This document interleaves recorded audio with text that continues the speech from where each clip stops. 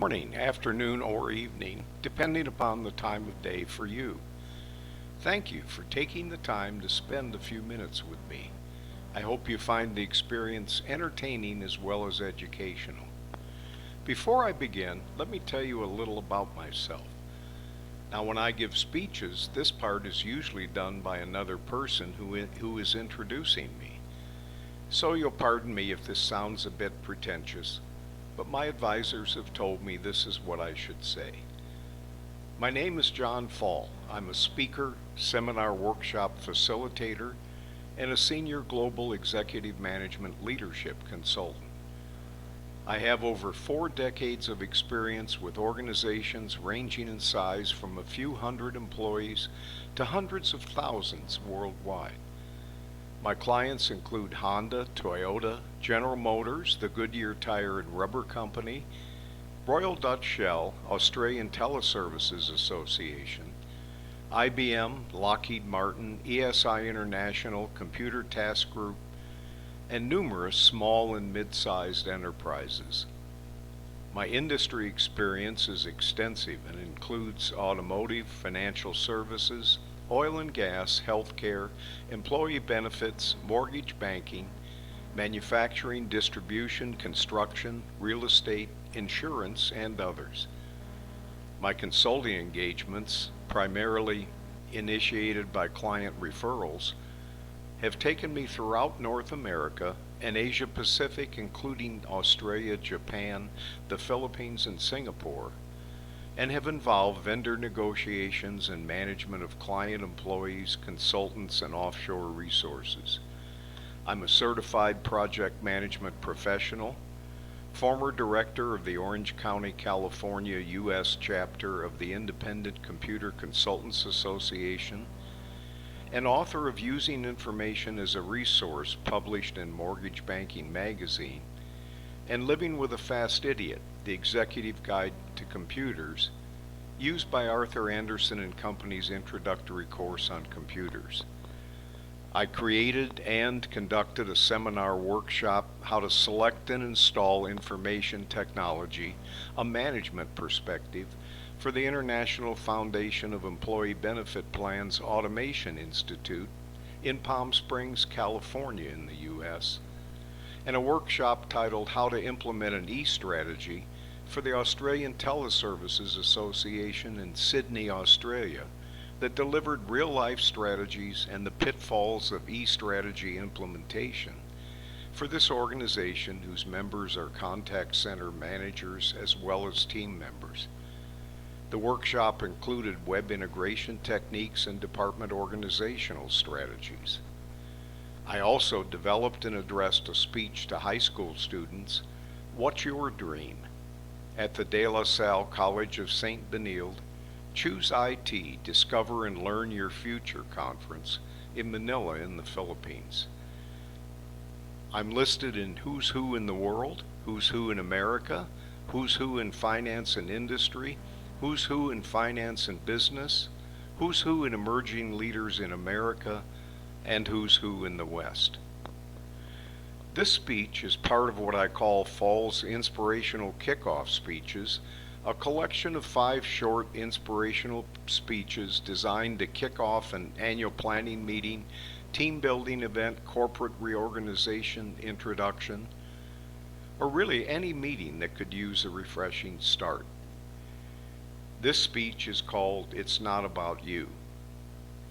The other speeches in the collection are The Mirror Test, Do You Know Who You Are?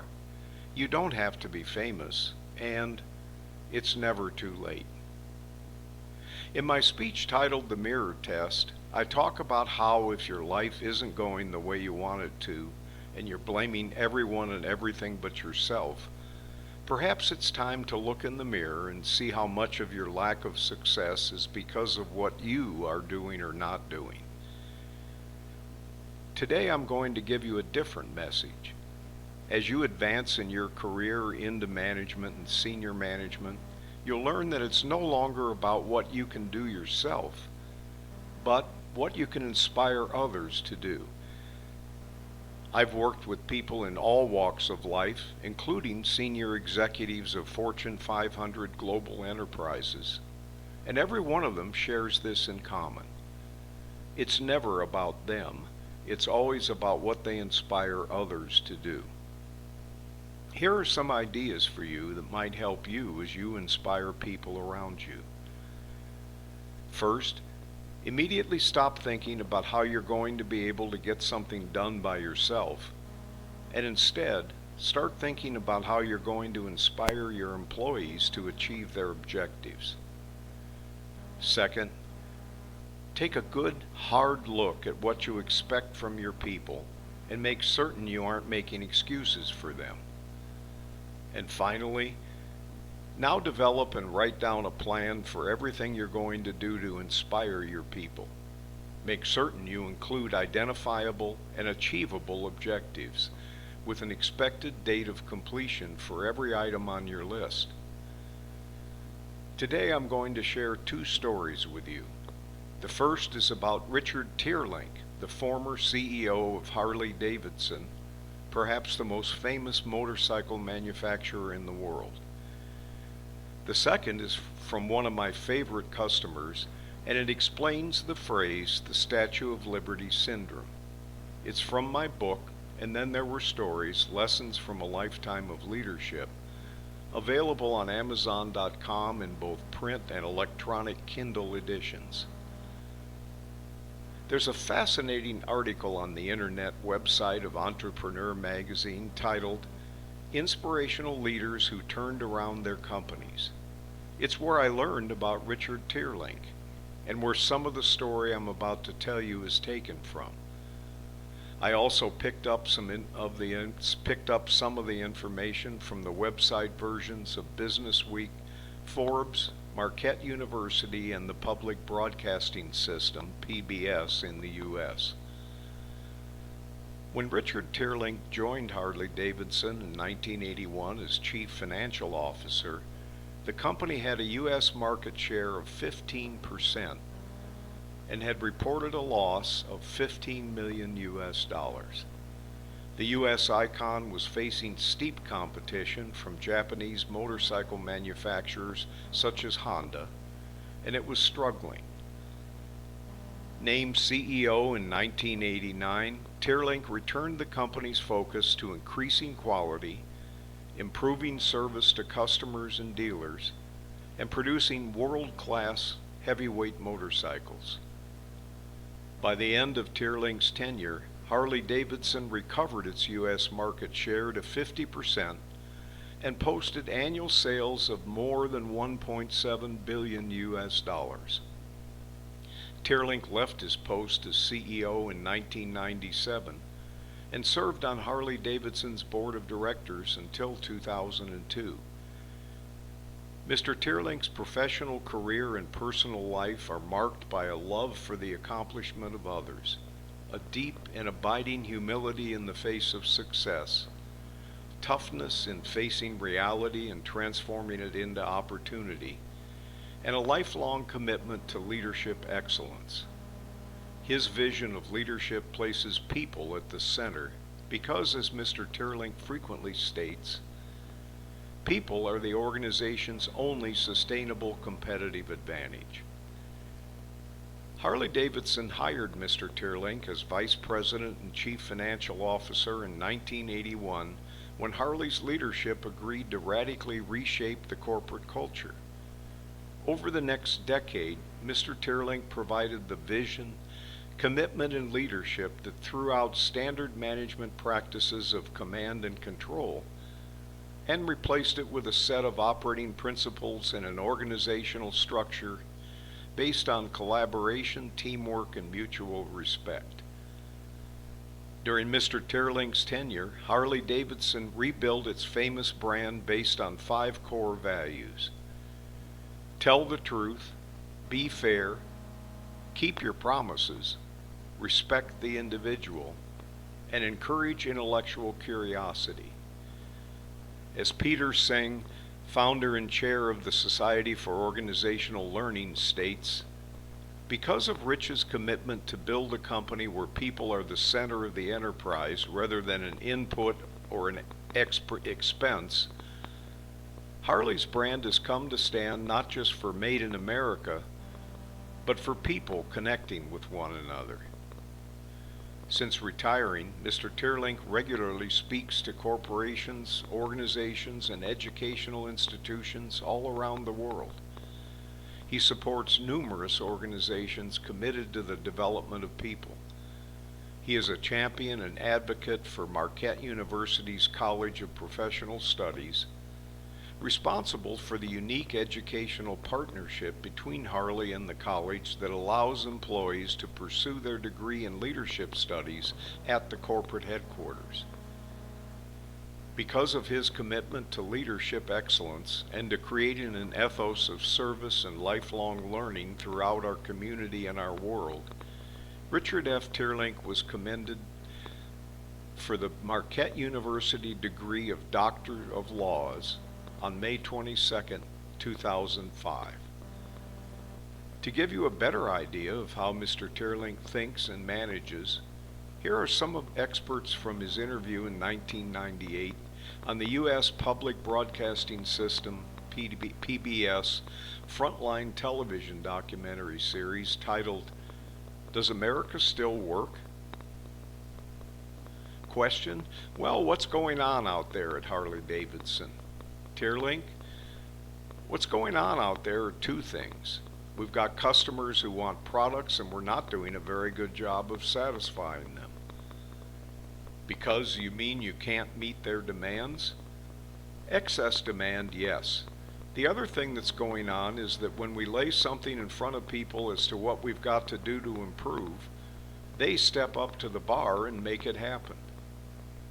So what do you mean? Your in-house people stepped up and met the challenge? What did they have to do to meet it? Overtime? Some was overtime, but it was looking at the way we work and the way we work together, changing those things that we can do more efficiently and more effectively, rather than just keeping business as usual. Too much of business today is business as usual. Even though we're in dynamic change, you don't find a lot of necessary change going on in the process. There's a cliche, and I know you guys subscribe to it, and you see it everywhere, this idea of continuous improvement. Does it really work at Harley? Constantly improving the production process? Our indicators say that it's alive and well. We don't beat it to death with 5,000 different ways of measuring it, but if you measure the units we produce per 1,000 hours, that's certainly been improving on an ongoing basis. Our costs have been improving. We believe you have to continuously improve. Who spearheaded this idea, or was it a management group? Von Beals was our chairman, and obviously he was the orchestra leader, but it was basically a set of people who decided that we had to do things differently, and then working through the total organization and not having heroes. I don't think we believe in superheroes at Harley. What we'd rather recognize is that we've got a bunch of people who are all trying to do great things, and we as leaders have to create the environment for that to happen. How does that specifically happen? You hear management consultants talk about this all the time, as well as business philosophers. They use the language you're using and they say everybody should do it. But how did you make it work? Because a lot of companies aren't making it work. Well, we had an advantage. It was called survival back then. And so when you're surviving, it's easier to say, if we don't do this, we're not going to be here. But the real issue for a company comes when you have survived, and that is not to get complacent. What we have to do is continually renew. We have to have continuous improvement. So then you start to devise approaches that support the efforts of people. And you support the efforts of people by letting them know what's going on. And if they have a clear understanding of what's going on, they'll do the right thing in most cases. How many of your good ideas come from the workforce itself? I guess all good ideas come from the workforce because we're all part of the workforce. How many of your ideas come from the production worker? Well, we don't quantify that, but I'd say most of the things we do today, we do with great involvement of the production workforce. We're going to teams. We have a partnering effort that we're involved in now. All of that says that we're going to do it together with the people on the shop floor and the leadership of that specific department. And where possible, try to get to self-directed teams so that you don't have a supervisor there. You have the group that knows what's got to be done, determining things for themselves. Did this work for Harley only because you had such a good brand name, such a well-known brand? No. Let's say we survived because we had a brand name and we were allowed to get down to 23%. The comeback was because we had people who changed the level of quality and reliability that we had in our product, changed the product line to new and appropriate technologies, and brought that to market. Then we could have the benefit of the Harley-Davidson name. But it allowed us to get to where we are. But that's only one thing that made it happen, and that was the people in the company. But didn't it take some money though? Didn't it take some capital investment? We didn't have money then. In fact, in our first year, we had quite a discussion about whether or not we could spend $8 million on expansion. Now we'll be going to our board of directors this week, asking them for $200 million for a new plant. It's a whole different world, but that was a very good lesson. You can't buy your way out of your problems, so you have to use the intelligence of people again. And as we've looked at our new plant project, it's by working with people that the actual capital that we require has come down, because we're doing the right thing. How does this heart and soul of Harley actually affect the workplace, the quality of the product, and the success of the company? Well, I think we all want to stay employed, and the realities of the world say if you make bad product, you don't stay employed. Remember 1982. 40% of the people left the employment of Harley-Davidson because we weren't doing the right thing. Now we have to be careful about being complacent because we are so successful, and some people think it's guaranteed. But how do you translate what you call heart and soul into business practices to motivate employees? Motivating employees is something we can't do. That's inside the people, so it's what they take inside them with regard to Harley-Davidson that says, I want Harley-Davidson to succeed. I am motivated to see Harley-Davidson succeed because I'm proud to be a motorcyclist. I'm proud to work for the company, and I want to guarantee my job in the future. There's too much going on in the world, I think, that says you're going to do this or that, and you're going to motivate someone. You know all those motivational programs. Why don't we just create an environment where people can do great things? And we do that by trying to have systems within the organization that support the efforts of people. So we make it easier for people to do business. Do you reward them well? I mean, is that part of the system? Our employees are well compensated. Every employee at Harley-Davidson in some way is involved in the gain sharing plan. We believe strongly in sharing economic benefit. Is it also a matter of simply treating these people, as individuals who count? Yes. We have what we call a business umbrella, and it's part of our business process that says this is the way we want to run our business. The first circle on that is a set of values. Tell the truth, be fair, keep your promises, respect the individual, and encourage intellectual curiosity. This sets the stage for how we treat people. Now, we don't do it right all the time, but by expressing it and by working through it, I think we start setting the context for how we treat people. A lot of corporate leaders these days, perhaps they feel under the gun, but a lot of them say business does not have a social responsibility. Well, they may not feel they have a social responsibility, but if they ignore the powers of society, they'll be out of business because society can complain to government, and then government can regulate, and government can do the one thing they do very well, and that's over-regulate, and that will hurt your business. Doesn't Harley have a sense of social responsibility? We have a strong sense of social responsibility.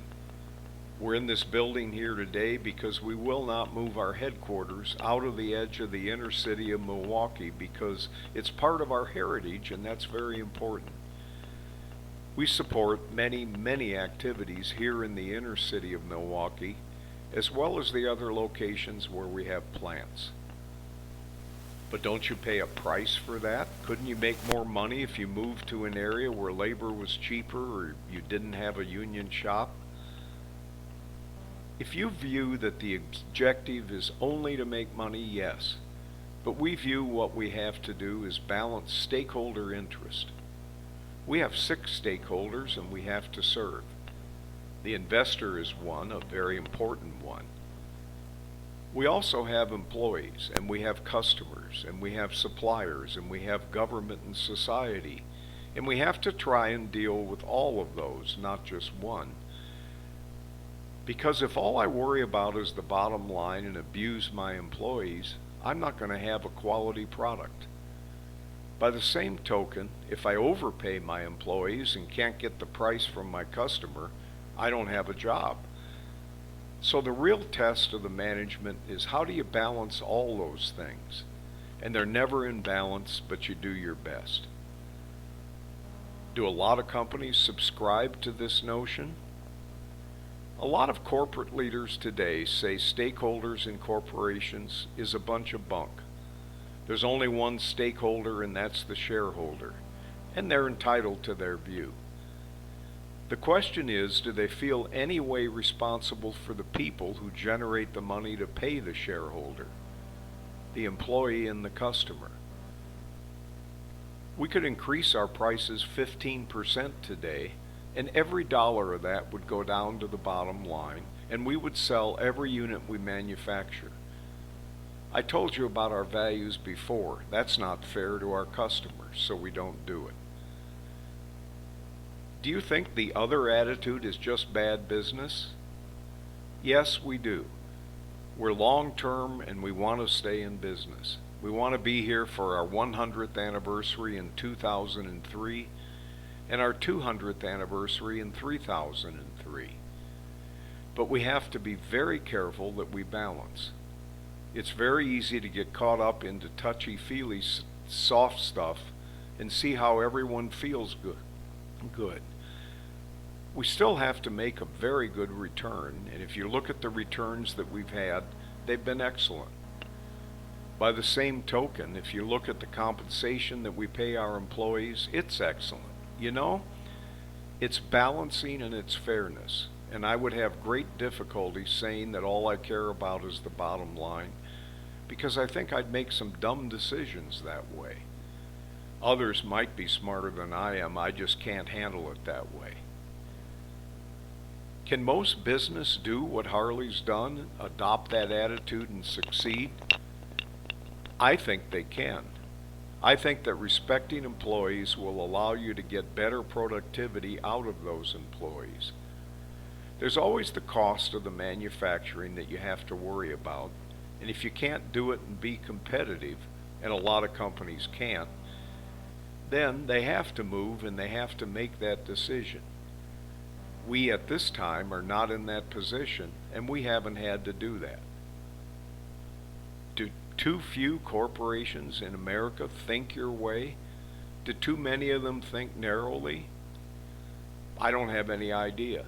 I know where we're coming from, and I know what we believe in. For us, it's the right thing to do, and for someone else, it might not be the right thing to do because they have different kinds of pressures than we do. I'd be silly to sit in judgment of those decision makers. Some businessmen listen to what you have to say and think Harley can afford to talk this way because it's doing so well. But if times get tough, they're going to have to go down the same road. Well, the question is, what would cause times to get tough? Will it be that we haven't become cost competitive? Will it be that competitors come out with better products? Or will it be just pure labor cost? It's a whole variety of things. We work very hard to keep ourselves distinctive and differentiated. That's a competitive advantage. We've identified that as being very important. Other companies have identified low-cost manufacturing as being their competitive advantage. That's wonderful, and then that's what they have to go and focus on. Is that wonderful, really? For them, if they are going to succeed and keep jobs in the workforce, then they have to do that. If I'm making a commodity product, my customer's only buying a product, unless I can give him some special kind of service. And that's what we find companies doing. How do they differentiate themselves on services to get that little extra dollar?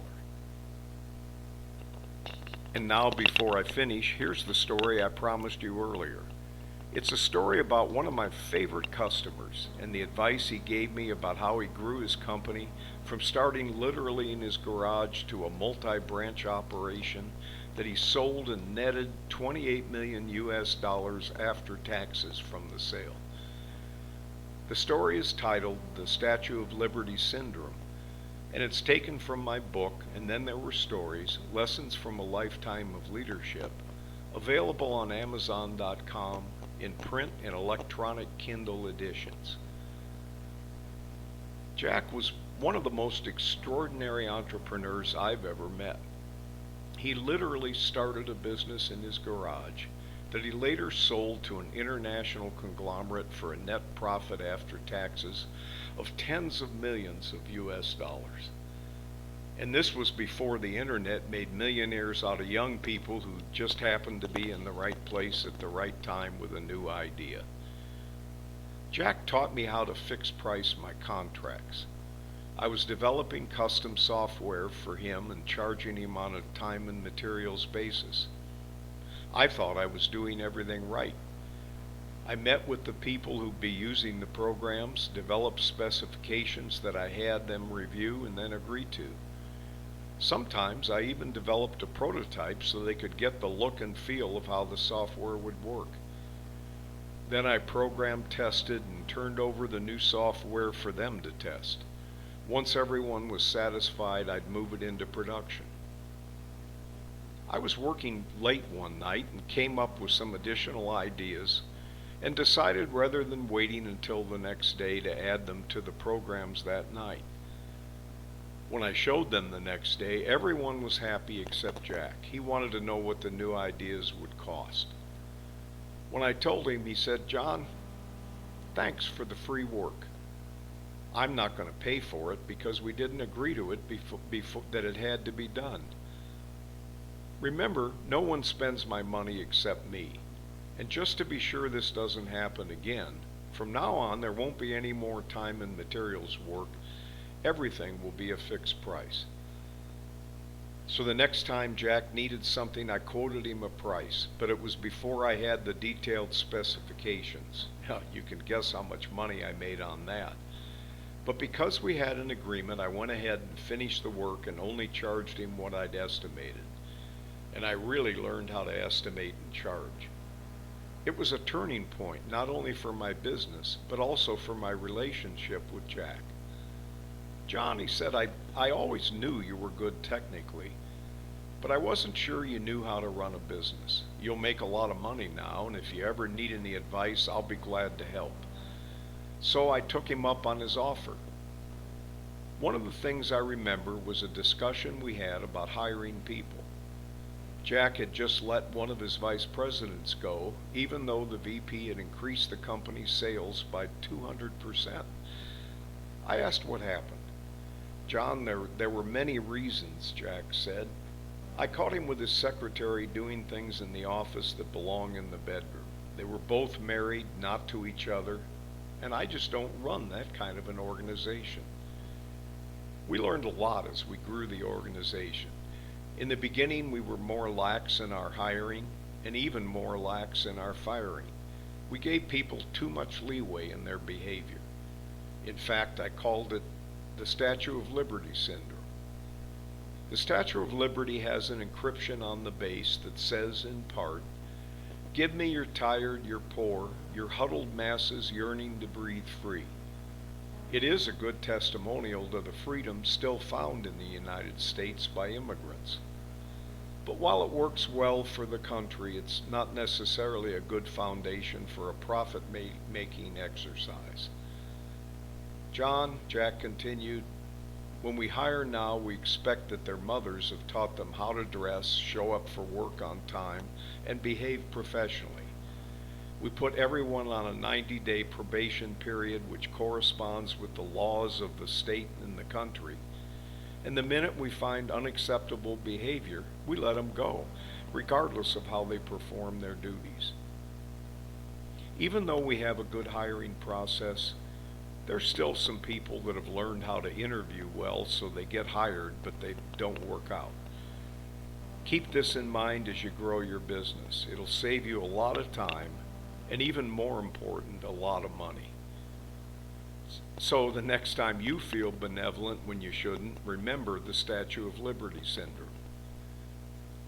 As you move from your own individual performance into management and senior management, you'll learn what to expect from your employees and how to motivate them to live up to their potential and become valuable contributors to the organization. Thank you for letting me spend some time with you and to share my stories. If I left you learning for more, send me an email at jrfall@yahoo.com, and I'll send you some information about the Leadership Insights series, a collection of 5 seminars based upon my book, and then there were stories, lessons from a lifetime of leadership. The book is available on Amazon.com in print and electronic Kindle editions. One of the seminars, Leadership Lessons from Entrepreneurs, includes stories behind the phrases the Statue of Liberty syndrome, the dinner test, give him a raise, and now what's so hard about that? The stories are interspersed with quotes from Dilbert, Steve Jobs, the late leader of Apple, Mark Zuckerberg, chairman and CEO of Facebook and the world's youngest billionaire, Bill Gates, founder of Microsoft, Sir Richard Branson, founder and chairman of the Virgin Group of Companies and the 4th richest citizen of the UK, according to the Forbes 2012 list of billionaires, with an estimated net worth of US dollars 4.6 billion, and Napoleon Hill, author of Think and Grow Rich, one of the best-selling books of all time and widely considered to be one of the great writers on success. The other seminars include What Can I Do?, Leadership Myths and Musts, Leadership Lessons from Everyday Life, and The Pace of Leadership. Thanks again. I hope you enjoyed the stories and will not only learn some of the lessons yourself, but pass them on to your colleagues, because knowledge is one of the few things that increases when it's shared.